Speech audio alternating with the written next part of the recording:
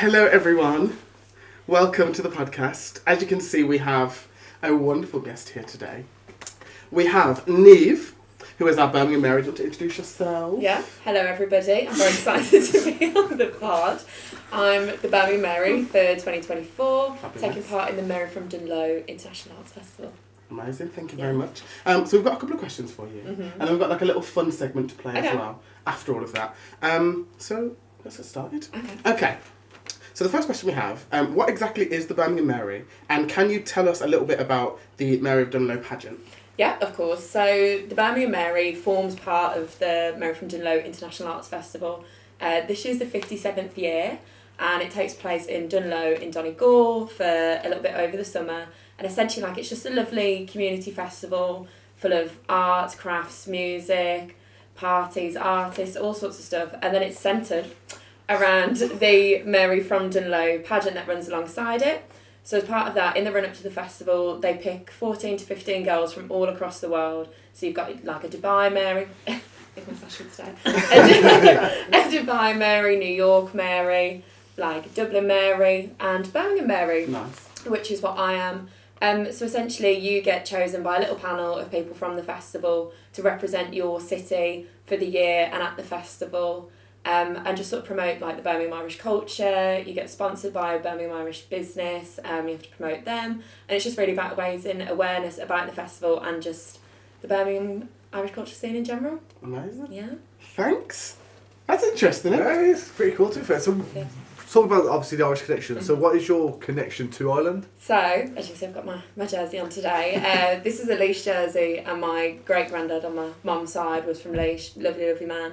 And then my gran and granddad on my dad's side were from Mayo and Tipperary. And sort of just like growing up, it was always holidays in Ireland, in Mayo and Tipperary. I think I found my baby book the other day, and it was Niamh's first holiday to Mayo at 3.5 months old. So he was an international traveller from a young age. But yeah, so have so much family like still over there, cousins, aunts, uncles, all across Ireland and stuff. So yeah, just sort of family. And then I think last year myself and my friend Eve went on a little road trip around there and stuff, and it was really nice. Patreon. We did a little road trip around there, which was really nice because obviously before I'd only kind of visited where my family were, but we went to, I think it was like 27 counties in 14 days. We were on the road non-stop, sort of whistle-stop tour everywhere, but didn't go to Donegal, so I'm very excited to be going there this year. Amazing. Yeah. So what's important for you about the Birmingham Irish community and obviously the connection to Ireland itself? So I think for me, it was sort of growing up in the Birmingham Irish community. It's a bit one of those, like, everybody knows everybody. My dad and all of his siblings played music in a lot of the pubs and stuff, and you just kind of like walk into anywhere and someone will be like, oh, you so-and-so's daughter, do you know this person, do you know this person? And I just think it's really nice that kind of anywhere you go in that scene, there's always someone there that knows your family or knows your history and stuff like that. Well, I mean, sometimes it can be a bit, oh God, everyone knows everybody, but it's nice, and I think there's such a nice thing about that. And also what's really nice to see that it's like being passed down to the younger generation. So Norton's, who are my sponsor, is Big up Norton's.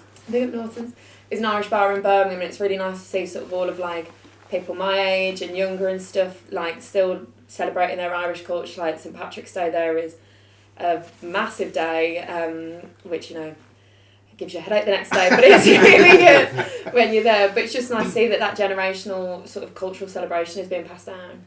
Nice. And you mentioned before about how there's different like Marys across like the world, I guess. So is it something you kind of get scouted for? Is it something that you have to apply for? Or? So anyone can apply. So this year I think there was a couple of other girls. One of them was from Donegal herself, and then another one was from Coventry. It's just, you just have to have a connection to Ireland. Right. And then each year they, put out the sort of advertisement saying, we're looking for the next Mary from your city. So you go along to the selection night, and there's like a short little panel interview where they sort of just ask you a couple of questions about yourself, your connection to Ireland. Then there's a little bit where you have to get up on the stage of whatever venue you're in and just talk about yourself. And then they pick whoever is going to be their girl for the year. Nice. Yeah? Yeah, because I didn't really know kind of how it was. I didn't know if it was like someone went around and picked out the girl. No, I wasn't picked out. Okay. Oh, nice. Okay, cool.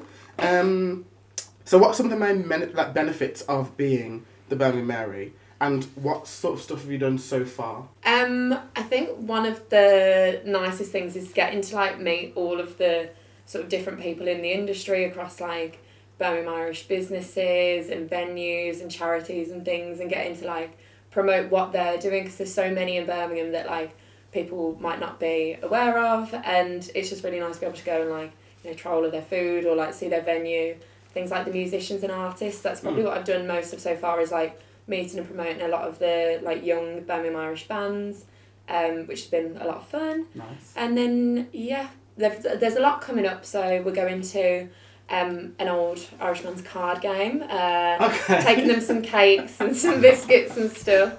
Then we're also going to a Gael talk session, which is like where they're going to teach us Gaelic. Okay. And like learn a little bit of Irish. And then there's a few other things in the pipeline with some Birmingham Irish celebrities, but might keep them under wraps for now. Yeah. Nice. So, you know that Mary of Dungloe? Yeah. So, when was the first time you heard about it? What made you want to be the Mary of Dungloe for Birmingham? And then can you do it again in the future? What can it lead on to? Yeah. So the first time I heard about it was last year, because I knew the girl that was the Birmingham Mary last year, Katie, and I'd seen that she just had like this amazing time, because basically before the like final selection night, you live with the other Marys for, I think it's about 10 days. So like Big Brother? Yeah, basically Big Brother, Big Mary, in this Big Mary house, and you go and visit like so much of Donegal, all the sponsors, you're in like parades down the main street, like it's very, they say that you feel like a celebrity for the week in the town. And so when I'd seen the Birmingham Mary selection night was advertised, I'd messaged Katie and said like, oh, I'm not really sure, stuff like this, and she was like, just enter it, because honestly it's like the best time ever. And so yeah, that was it. What did you say to the judges, if you could repeat? Oh, well, I don't know word for word what I said, but I think they just asked questions about sort of like as we've asked, like about like my family history and my connection to Ireland, about any of like talents or sports or anything that you did, and then like how, you know, you would go about promoting the festival or things that you would do as the Birmingham Mary. So yeah, I think I mentioned, you know, I love a little bit of arts and crafts. Nice. As everyone does on a Friday night. I play the viola. I have done kickboxing. I have a black belt. And Put me to shame. The subtle. Put me to shame. a little drop. And yeah, just questions about yourself really. So it's not like a hard interview process at all. Like it's just all about like you and your sort of personality and connections. And then going on from it, the Marys get like, I think there's a sum of money anyway that covers your travel back to Donegal and Dungloe throughout the rest of the year if you get crowned the Reigning Mary, to like go and promote the festival and attend community events. The winning Mary also gets a trip to New York for St Patrick's Day next year and walks in the parade, which would just be like amazing. When would you ever get the chance to do that again? But yeah, I think there's just loads that like you can get from it, and just even the experience of just going to Dungloe itself and like meeting the other girls. But no, once you've entered and you've been selected as a Mary, you cannot reapply. So this is one shot. Yeah. So if you apply and lose, that's it. Oh no, sorry. Okay. If you get chosen as the Birmingham Mary and then you don't win the overall pageant, I can't enter again. But like if you went for it like this year and you didn't get it, you can always go for it like the next year and stuff. Yeah. Nice. That's pretty cool, isn't it? So you just sort of mentioned that you got a black belt in kickboxing. Yeah. But then you also mentioned you played the viola. Yeah. So you play the music, kick ass. Is there anything else like arts and crafts? What can't you do? Can't sing. Don't ask me.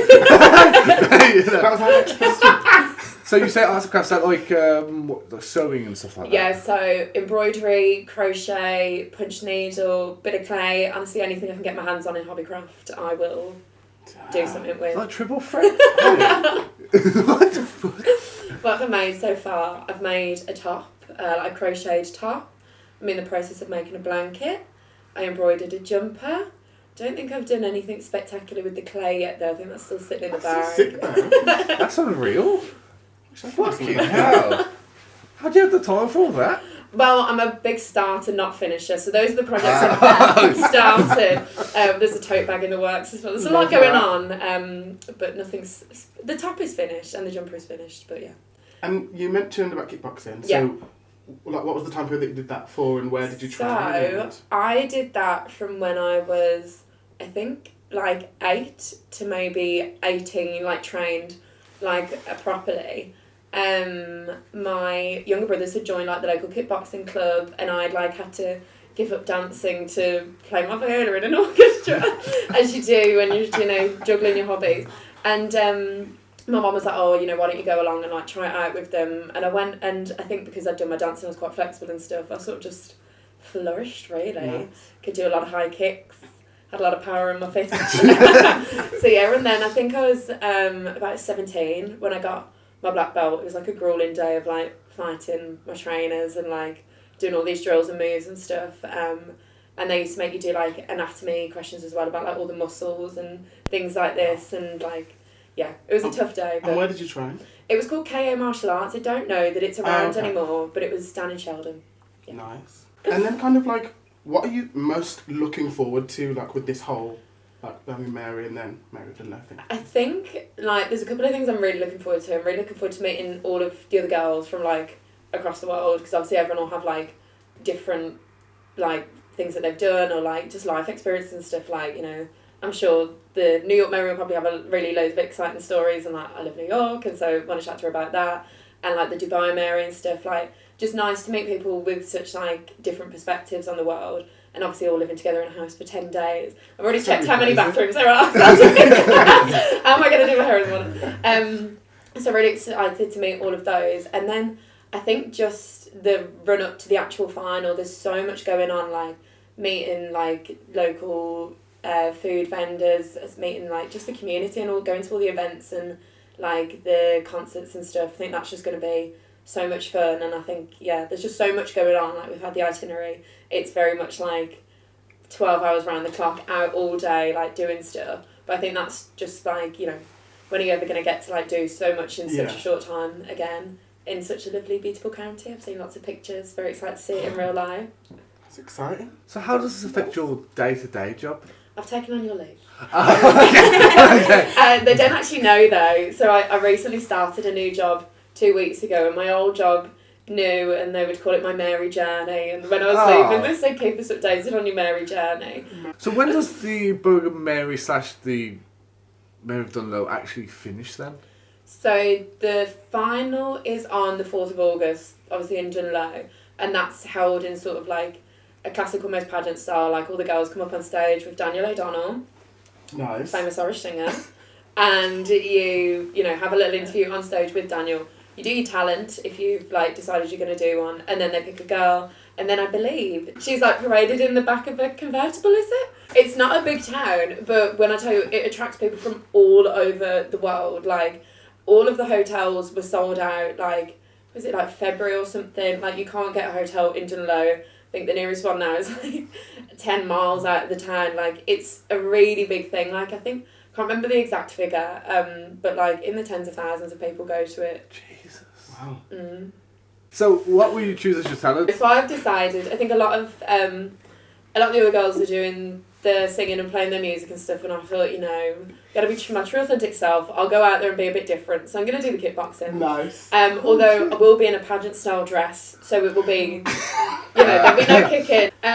But yeah, so I'm gonna teach Daniel O'Donnell a few boxing moves, do a few on him, but gently, and then he will do them back to me. We'll see if he's learned some moves. Yeah. Let's see. Mm. Obviously, everyone's going to be doing things that plays their strengths, and if this plays to your But strengths, I think that's the whole point of the festival, is like just showing like girls from like the Irish cultural heritage or whatever that have like different talents and different perspectives on life and things like that, and that's my one. Lovely. Yeah. Nice. That's pretty classic. It makes you stand out. Yeah, no, definitely. I always use it as my, you know, when I start my new job, for example, I'll go like, do you have any like, what's it like, say a fun fact about yourself? Someone's got a black belt. Final question. Okay. If you could have dinner with 3 people, dead or alive, who would they be and why? Okay. 3 is difficult to narrow it down to, and maybe I have 2 scenarios for this. The first person would be like my mum when she was like 18, but just so that I could like tell her like, oh, you know, you're gonna be a fantastic mum, and like just tell her like not to worry if she had any worries or anything.